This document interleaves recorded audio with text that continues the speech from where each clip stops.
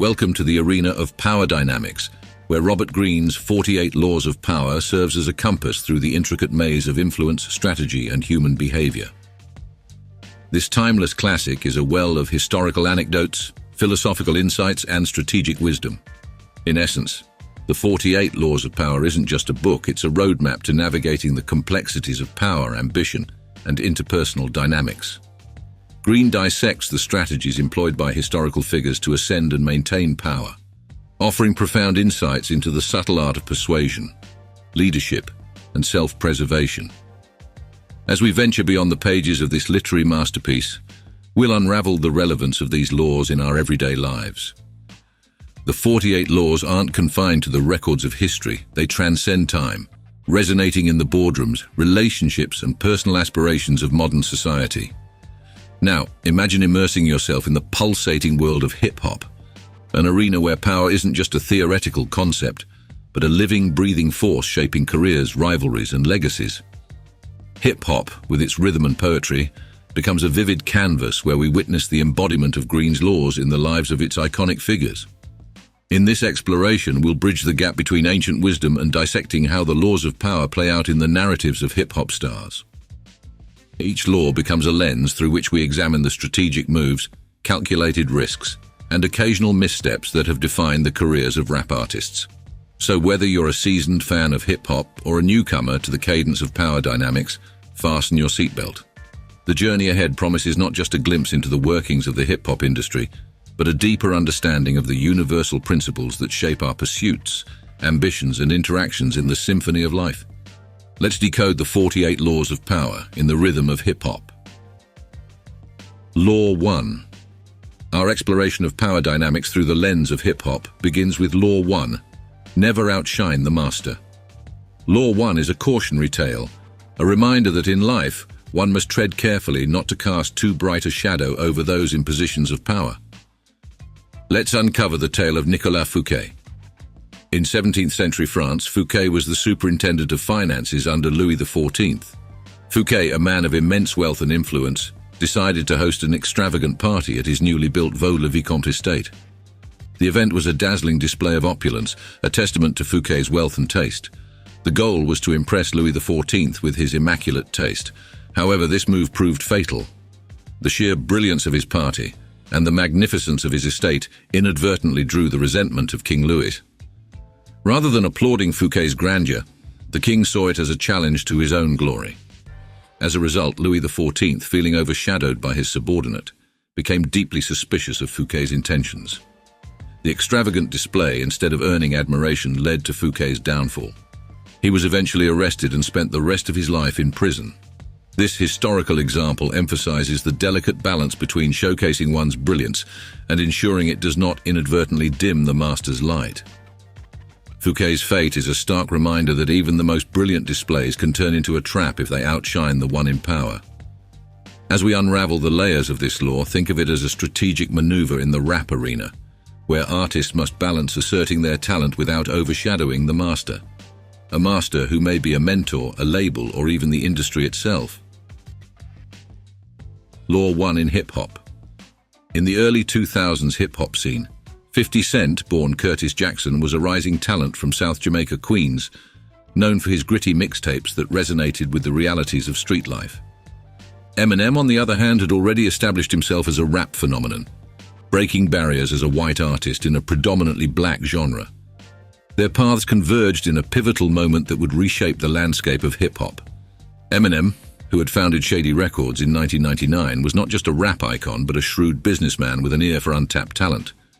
In 2002, Eminem got hold of a mixtape titled Guess Who's Back by 50. The raw energy, lyrics, and authenticity of 50 Cent's style caught Eminem's attention. Recognizing 50's potential as a game-changer in the industry, Eminem didn't just jump to sign him to Shady Records. He orchestrated a strategic alliance that would redefine the power dynamics of hip-hop. The signing, in the grand scheme of hip-hop history, was not merely an artist joining a label. It was a seismic event that would resonate for years to come. Eminem's co-sign wasn't just a stamp of approval. It was an elevation to the highest echelons of the hip-hop hierarchy. In an industry where credibility is currency, Eminem's endorsement meant that 50 wasn't just another rapper. He was now part of a legacy, a protege under the wing of one of the greatest to ever do it. This strategic move wasn't lost on 50. He understood the delicate dance prescribed by Law 1. Never outshine the master. While his talent and charisma were undeniable, 50 strategically positioned himself as Eminem's protege, publicly acknowledging the mentorship and guidance he received. This move wasn't about subordination. It was about leveraging the wisdom of an established master to navigate the complexities of the industry. Their early collaborations, including tracks like Patiently Waiting and Don't Push Me, showcased not only musical synergy but a masterful execution of Law 1. 50 didn't overshadow M. He complemented him, creating a harmonious blend of styles that resonated with their audiences. The collaboration between 50 Cent and Eminem wasn't just a coming together of artists. It was a strategic alliance that defied conventional power dynamics. It was a testament to the art of mentorship, collaboration, and the profound impact strategic alliances can have on the trajectory of an artist's career. Although 50 would break the law later in his career due to being a victim of his success, the dynamics between him and Jimmy Iovine, the head of Interscope Records, tell a tale of shifting power dynamics and the consequences of challenging established authority. Initially, the collaboration between 50 Cent and Jimmy Iovine seemed promising. Interscope Records, the parent label to Eminem's Shady Records, was under Iovine's leadership, therefore playing a pivotal role in catapulting 50 to superstardom. The partnership was marked by the massive success of 50's debut studio album, Get Rich or Die Tryin', which became a cultural phenomenon upon its release in 2003. However, as 50's star continued to rise, so did his ambitions. In a move that hinted at potential challenges to the established order, 50 ventured into the business realm beyond music. He not only pursued acting but also announced the launch of his own headphone company, SMS Audio. This expansion of 50 Cent's ventures marked a subtle deviation from Law 1, never outshine the master. While not a direct challenge to Jimmy Iovine, the move signaled a growing independence and entrepreneurial spirit that could be perceived as a potential threat to Interscope's influence over the artist. As 50 Cent's business ventures gained momentum, the dynamic between him and Jimmy Iovine started to shift. The label, once a powerful ally, began to see 50 as more than just an artist. He was becoming a brand, a force to be reckoned with beyond the confines of Interscope. The consequences of this shift were reflected in the dwindling budgets allocated to 50 Cent's later projects. The label, sensing that their influence over 50 was waning, strategically diverted resources, impacting the promotion and visibility of his subsequent albums. This phase in 50 Cent's career serves as a cautionary tale about the delicate balance of power in the music industry. The consequences of potentially outshining the master, even unintentionally, became evident as 50's music career faced challenges that weren't solely based on artistic merit, but were entangled with the complexities of industry politics. Another example showing Law 1 be broken is the tale of Dame Dash and Jay-Z, two titans in the hip-hop industry, unveils a narrative of entrepreneurial spirit, collaboration, and the dismantling of a partnership under the weight of shifting dynamics. In the early 2000s, Rockefeller Records emerged as a powerhouse, challenging the established order of the music industry. Jay-Z, with his lyrical talent, and Dame Dash, with his keen business acumen, formed a formidable duo. The establishment of Rockefeller Records was a testament to their grit and determination, as major labels initially hesitated to back Jay-Z, considering him too old and not entirely comprehending his appeal. Dame Dash played a crucial role in Rockefeller's success, securing unprecedented deals and navigating industry complexities. Their collaboration wasn't just about making music, it was about redefining the rules of engagement. However, as Rockefeller gained prominence, so did the cracks in the foundation of their partnership. Dame's ambitious and assertive nature, which had initially been an asset, began to evolve into a liability. He embraced an extravagant lifestyle with multiple homes and a penchant for ostentatious displays of wealth. Dame's insecurities surfaced as he grappled with the fact that he wasn't the talent in the spotlight. Business discussions became a source of contention as he insisted that all dealings should go through him, undermining Jay's own business acumen. Their professional collaboration was further strained by personal issues. Dame pursuing a relationship with Aaliyah, who was initially involved with Jay-Z, and allegedly making advances towards Beyoncé, intensified the tension. Adding to the intricate dynamics of their relationship, Dame Dash's tendency to refer to Jay-Z as his artist during meetings was a subtle yet telling manifestation of the power struggles within Rockefeller Records. Despite their initial partnership and equal contributions to the label's success, Dame's choice of words hinted at a perceived hierarchy, positioning himself as the driving force behind Jay-Z's career. Dame's confrontational approach reached a boiling point, leaving an indelible mark on the unraveling partnership. One infamous incident that echoed through the corridors of hip-hop history was the ambush at a meeting discussing Jay-Z's business matters, a meeting from which Dame Dash felt excluded. In a move that showcased both the intensity of their conflicts and the public nature of their disputes, Dame Dash crashed the meeting unannounced. The incident was captured on tape, later spreading like wildfire across YouTube and other platforms. That's why I'm asking questions. Everybody looking dumb in the face. So what was we doing? What was we talking about in terms of Jay? Let me know. Why don't you just call a meeting? Why? Because you know what it's like. Why? David, no one Why? needs Who to sit cares? here. Why? We all here. Why now you want to call a meeting? Because you know what? No one needs to sit here and be. No one is so to get the fuck out. I don't give a fuck. No, we're gonna reschedule, man. What the fuck you mean you're gonna reschedule? We're gonna reschedule, man. What you mean you're gonna reschedule? You get the fuck out. Look, y'all heard now that Rockefeller said no one to go. You're not a leader. You don't know shit about my culture. Get the fuck out. You don't know shit about Jay. Get the fuck out, Randy Acker. That's why all artists kick your fucking ass anyway. Call security. How y'all calling meetings without me, B? That's what I need to know. They come on, man. That's what I need to know. You get your staff, get the fuck out. It's all good. Don't have no meetings No without more, me. no more. Just like I thought. Just like I thought. Then when my staff comes, y'all cancel meetings.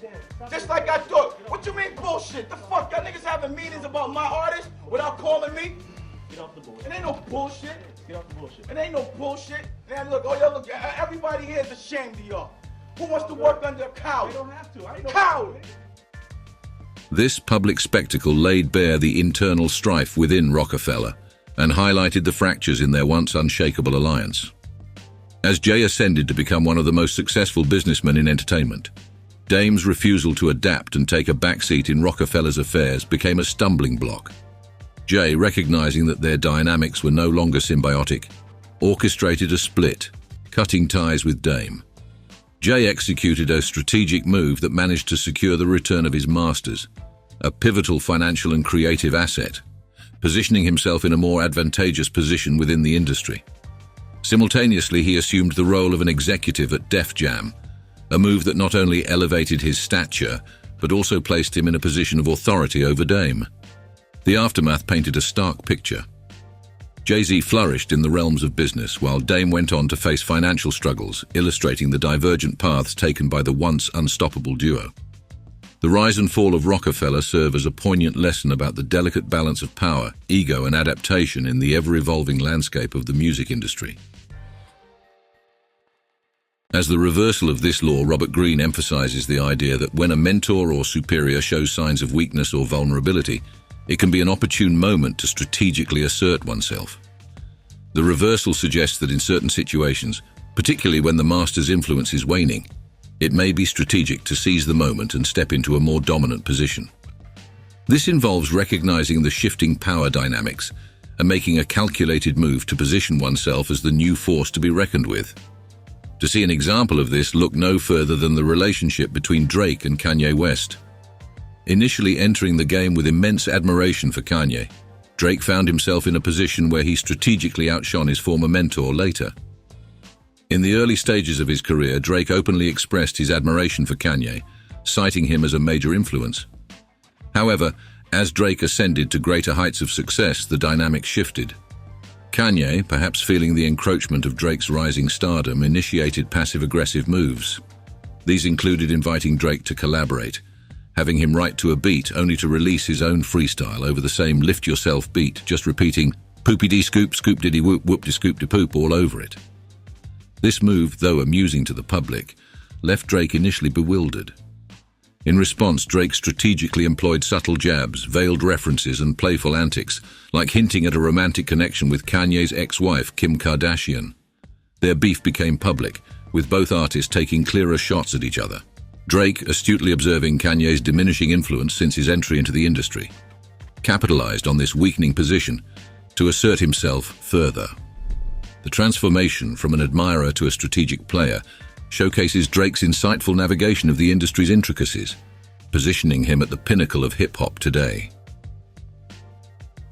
As we dive into the complex interplay of power dynamics within the world of hip-hop, it becomes evident that the lessons from Robert Greene's 48 Laws of Power are not confined to the pages of history.